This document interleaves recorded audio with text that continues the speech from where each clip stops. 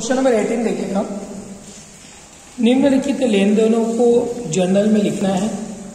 ये बहुत सारे लेन देन दिए हुए हैं, ये सारे ट्रांजेक्शन आपकी बुक में आप देखते जाना, मैं क्वेश्चन सॉल्व कर रहा हूँ। सबसे पहले हमको जर्नल एंट्री हेडिंग डालना पड़ेगा। Journal entry in the books of name नहीं दिया है, कॉलम आप बना लेंगे। मैं डायरेक्ट आपको क्वेश्चन कर रहा हूँ, लेकिन कॉलम बनाने के बाद ही क्वेश्चन कीजिएगा। अगस्त 1 नगद रोकड़ से व्यापार प्रारंभ किया। देखो, हम नगद रोकड़ से व्यापार प्रारंभ करते हैं तो कैश बिजनेस में आ रहा है, इसलिए हम कैश को क्या करेंगे, डेबिट। तो कैश यहाँ पर डेबिट होगा, तो यहाँ लिखेंगे हम कैश अकाउंट डेबिट टू। जब भी व्यापार शुरू करते हैं कैश किसने लगाया, हमने खुद ने अपने पास से लगाया, तो उसको हम बोलते हैं कैश। तो कैश आ रहा है, कैश डेबिट होगा, और कैपिटल यहाँ पे क्या हो जाएगा, क्रेडिट हो जाएगा। और इसका हम नरेशन लिख देंगे, बीइंग बिजनेस स्टार्टेड। ये हमारा अमाउंट, और अमाउंट है हमारा 13,000, तो यहाँ हम लिखेंगे 13,000। अगस्त 1 के बाद है अगस्त 2, बैंक में चालू खाता खोला। अब बैंक में चालू खाता खोला मतलब एक तरह से हमने बैंक में कैश को डिपॉजिट कराया है, तो यहाँ पर बैंक में डिपॉजिट कराएंगे तो बैंक रिसीवर हो गया, इसलिए हम उसको डेबिट करेंगे।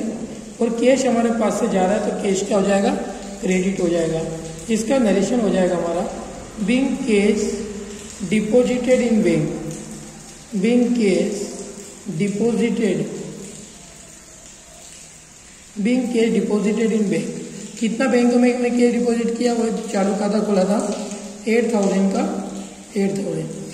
अगस्त 2 के बाद है अगस्त 3, राम से माल खरीदा और उसे चेक से भुगतान कर दिया।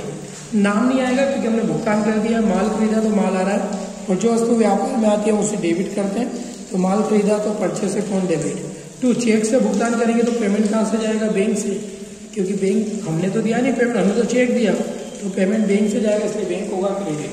तो एंट्री हो गई परचेस अकाउंट या टू बैंक अकाउंट, और इसका नरेशन लिख देंगे आप, being goods purchased, being goods purchased and paid by cheque, being goods purchased and paid by cheque. कितने का गुड परचेज किया, 1200 का, तो ये 1200 हो गया। अगस्त 3 के बाद अगस्त 4, रामलाल को चेक द्वारा चुकाया। अब रामलाल को चुकाया तो रामलाल को नहीं, रिसीवर है, रिसीवर क्या होगा, डेबिट, तो यहाँ हम रामलाल को डेबिट करेंगे। और चेक से चुकाएंगे तो पेमेंट बैंक से जाएगा, तो रामलाल अकाउंट दिया टू बैंक अकाउंट, और नरेशन लिख देंगे, being paid by cheque, being paid by cheque. और रामलाल को हमने चेक से जो पेमेंट करा वो 600 का है, तो 600 हो गया।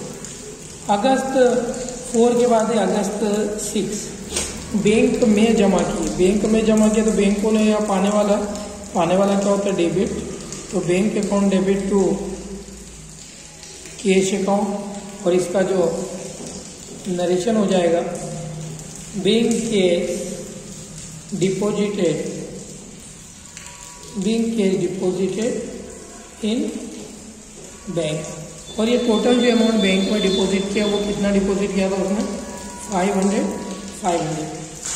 अगस्त 6 के बाद है अगस्त 8, कमीशन के प्राप्त हुआ। कमीशन नहीं, हमारा अवास्तविक खाता है, अवास्तविक खाते का नियम है खर्च और हानियों को डेबिट करो और आय और लाभ को क्रेडिट करो।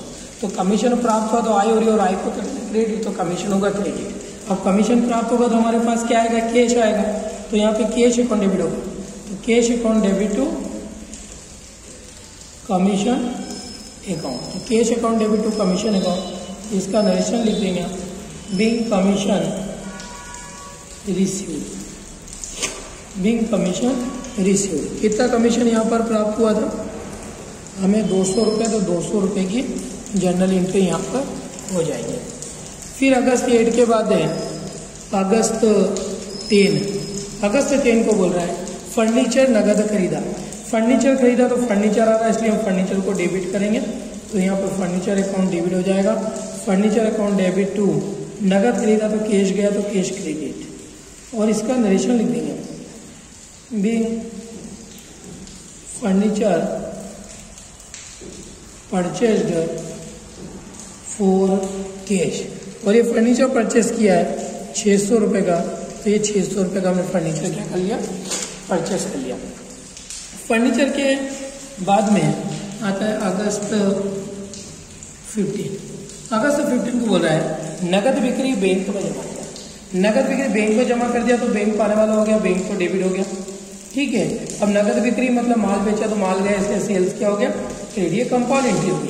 नगद बिक्री कैश टू सेल, बैंक में जमा किया, बैंक टू कैश, तो कैश से कैश क्रॉस। आपके पास में यहाँ पे दो ही अकाउंट है, एक बैंक और एक सेल। भाई हमने नगद बिक्री करी लेकिन कैश तो बैंक के पास चला गया, तो कैश खत्म हो गया, अब बचा क्या, बैंक और सेल्स।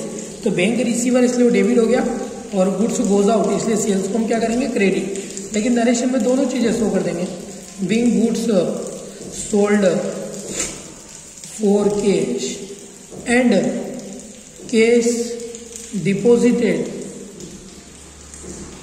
Deposited in bank. तो ये हमने एंट्री कर लिया है। और ये जो अमाउंट है हमारा ये 630 है, तो डेबिट में 630, क्रेडिट में भी 630। अगस्त 15 के बाद अगस्त 20। अगस्त 20 को बोल रहा है कि राम बाबू से चेक लिया और उन्हें पट्टा दिया। देखो राम बाबू से चेक लिया, लेकिन नीचे कहीं भी चेक को बैंक में डिपॉजिट करने का अगर नहीं बोले तो आप चाहें तो इसको एज्यूम कर सकते हैं कि हमने चेक को बैंक में डिपॉजिट कर दिया है, तो हम इसको बैंक भी मान सकते हैं। क्योंकि नीचे जब तक इसको बैंक में डिपॉजिट करने का नहीं बोले तो आप इसे बैंक ही मान लो। तो बैंक अकाउंट डेबिट,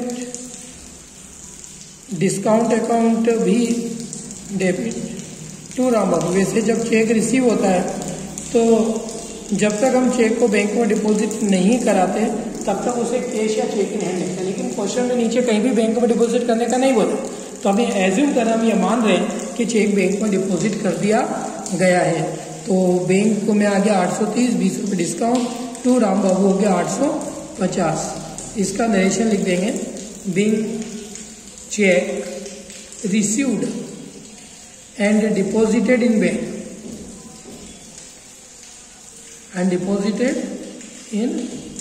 बैंक। तो ये अगस्त 20 के बाद अगस्त 23। निजी व्यय है तो बैंक से निकाले। निजी व्यय मतलब ड्राइंग, और ड्राइंग हमेशा क्या होता है, डेबिट होता है, ये ध्यान रखिएगा। और बैंक से निकाले मतलब बैंक क्या गिवर है, देने वाला, इसलिए उसको हम क्या करेंगे, क्रेडिट। तो हमारी एंट्री होगी ड्राइंग से अकाउंट लिया टू बैंक अकाउंट, और इसका नरेशन लिख देंगे, being cash withdraw by bank for personal use.